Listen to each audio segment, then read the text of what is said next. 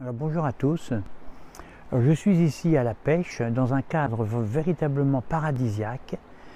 J'ai la rivière qui s'écoule là paisiblement. Puis alors, de l'autre côté ici, on a des prés qui sont couverts de pissenlits, de fleurs jaunes. Et puis de l'autre côté ici, j'ai des rochers qui sont mystérieux. On a l'impression qu'ils vont me tomber dessus. Ils me font un peu peur.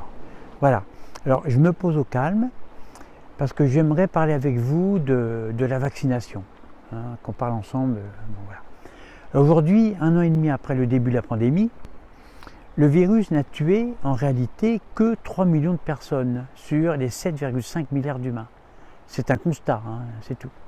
C'est-à-dire que ça fait une personne seulement sur 2500 sur 1 an et demi qui sont mortes du Covid. Et la plupart du temps, ce sont des personnes âgées ou très malades qui de toute façon seraient mortes d'autre chose. Bon, c'est la loi de la vie. Les bébés naissent et puis les personnes âgées ou malades meurent. L'inverse serait plutôt embêtant. Alors évidemment, si le virus tuait la totalité des humains, même les gens en bonne santé, comme par exemple les enfants, les vieillards, les femmes, les hommes, bref tout le monde, eh bien dans ce cas-là, il faudrait prendre des mesures drastiques. Se laver les mains sans arrêt, porter un masque partout, déclarer des couvre-feux sans arrêt, interdire l'accès aux écoles, confiner les gens, bloquer l'économie et puis vacciner et pucer chaque individu à tour de bras et de gré ou de force. On mettrait aussi en place des vaccinodromes, c'est-à-dire des lieux de vaccination de masse. Alors pour info, un vaccinodrome, c'est un espace pour faire atterrir des avions de guerre qui apportent en urgence des vaccins, mais aussi les dernières informations sur le nombre de victimes du Covid. C'est ça un vaccinodrome. Alors, dans le cas d'une pandémie mortelle qui tuerait tout le monde, que les vaccins soient au point ou pas, ou qu'ils tuent des gens ne serait finalement pas très grave, puisqu'il s'agirait de sauver l'humanité. Alors, on pourrait même tenter des remèdes exotiques, efficaces ou pas, peu importe, à base d'oreilles de blaireau, de décoction de poils de chèvre, de pisse de hérisson, d'huile de vidange, etc. Peu importe. Tout serait permis parce que l'essentiel serait de vaincre le virus à n'importe quel prix pour sauver l'humanité. Le but serait de sauvegarder au minimum un couple d'hétérosexuels, bien sûr. Là, on serait obligé de transgresser la loi sur la discrimination de genre, la discrimination sexiste.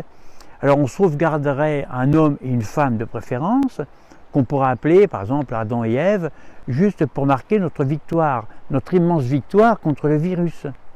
La disparition de l'humanité serait évidemment dramatique, sachant qu'il aura fallu 14 milliards d'années depuis le Big Bang pour arriver où nous en sommes. Ce serait dramatique. Tout le monde mort signifie plus de shopping, plus de commerçants, plus de cafés, plus de restaurants, plus de bière, plus de matchs de foot. Les tribunes seraient vides. Il n'y aurait même plus de joueurs ou de buteurs puisque tout le monde serait mort. Plus de marquage de but. Ce serait terminé, ça, terminé. Tout le monde mort. Mon téléphone sonne. Je ne pourrais pas répondre parce que moi aussi je serais mort. Gros problème là. Bon, heureusement j'ai un répondeur. Vous êtes bien ici chez Xavier Delisara, expert en vaccinologie clinique. Je suis absent actuellement, veuillez rappeler ultérieurement. D'accord, mais ça va rappeler jusqu'à ce que je réponde. Mais comme je suis mort, ça va appeler indéfiniment, pendant des millions et des millions d'années, puisque je ne réponds pas. Et puis, quand on y pense, si mon téléphone sonne, mais qui appelle? Qui appelle puisque tout le monde est mort? Prise de tête, la grosse prise de tête. Tout ça parce que j'ai refusé la vaccination. En fait, vaut mieux finalement se faire vacciner. Enfin, j'en sais rien. Je réfléchis. Je pense aussi aux éleveurs de moutons, aux bergers. Qui va nourrir les moutons alors qu'il n'y aura plus d'humains?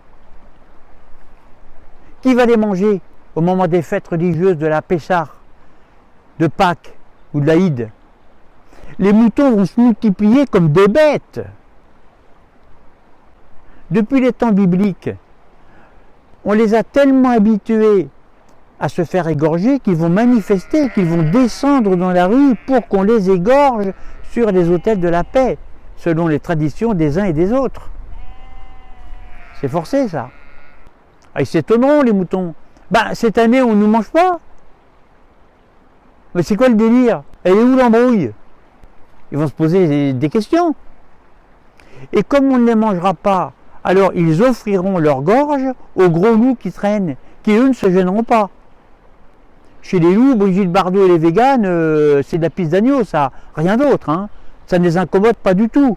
Eux, ils avalent les agneaux, ils s'en foutent. L'humanité sera remplacée par des moutons. La terre sera couverte de moutons. Les loups, eux aussi, vont proliférer puisqu'ils se gaveront d'agneaux du matin au soir. Donc, un conseil, je m'adresse là à l'humanité tout entière. Ben, faites-vous vacciner parce que sinon, plus de shopping, vous n'aurez plus de shopping, plus de lèche-vitrine, ce sera plus possible. Plus de soldes à des prix intéressants, plus de foot, évidemment.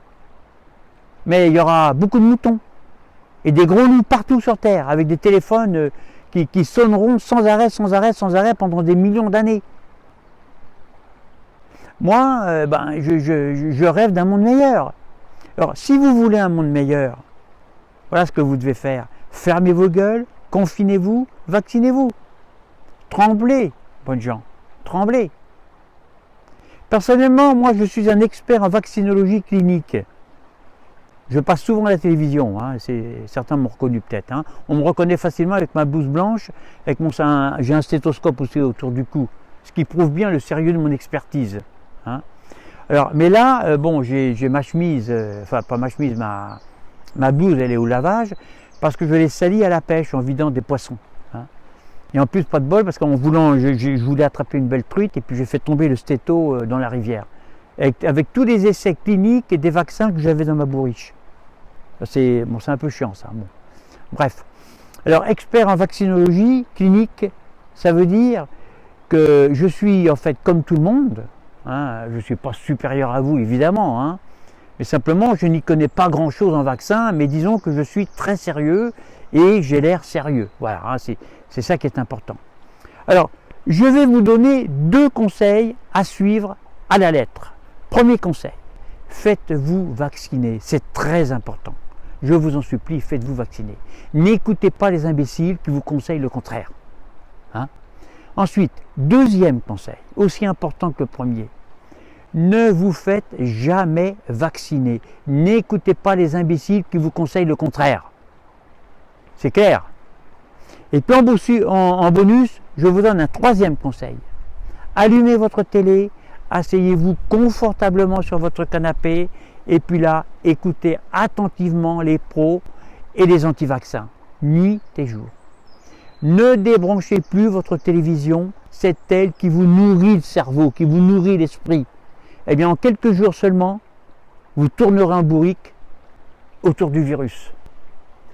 Fermez vos gueules, confinez-vous, vaccinez-vous. À bientôt pour une prochaine vidéo. Inscrivez-vous, si vous le souhaitez, à mes contacts privés pour recevoir des informations complémentaires concernant mes vidéos. Et dessous, je vous ai mis un lien. Vous cliquez dessus et puis vous verrez. Allez, à bientôt.